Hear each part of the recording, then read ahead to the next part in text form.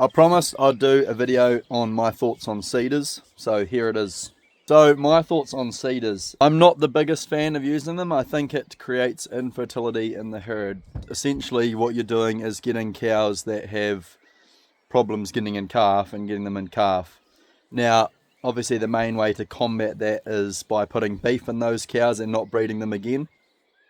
May also be tempted to get those cows in calf and then sell them maybe at the end of the season so that you have kept your herd fertility really good, but you've also kept an asset, because especially with the current cow prices being like over $3,000 a cow, with the CIDR'S, we could be spending, I think it's about $60, the vets were saying to me, $60 a CIDR they work on at the moment. And you give this CIDR to a cow and it might give her a 33% chance of getting a calf. 1 in 3, let's say that. So you're going to spend $180 to get a cow and calf.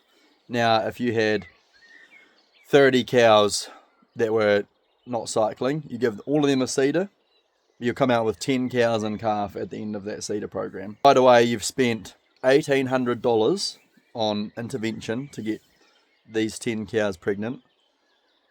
But from that, if we think of the numbers, a cull cow at the moment, what, $1,200, something like that? Say $1,200. So we've turned 10 animals that were going to be worth $12,000, and now we've made them worth, depending on the quality of the cow, they might be $3,000. So now it's $30,000 worth of cows. So we've turned $12,000 worth of cow into $30,000 worth of cow by spending $1,800. That math adds up for me, right? So all I'm saying is I'm not a massive fan of the CIDR intervention. PG for me is a little bit different because we're pulling cows forward. We're only giving that to our cows that are already cycling, or like our non-cycling mob that I gave PGs to. If it only takes a little PG shot for them to start cycling, and then the bull's going to have a crack at them, they might get in calf, then that's all good. They're still cycling at the start of mating by themselves.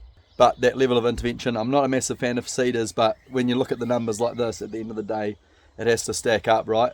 You can either sell these cows, make them to beef, whatever, but at the end of the day, if we spend $1,800 on CIDR'S, that's pretty cheap compared to losing an extra 18 grand on animals, of value of animals. And then we're also giving ourselves opportunities to make some better decisions as well around culling. So that's my thoughts on CIDR'S. Let me know your guys' thoughts below.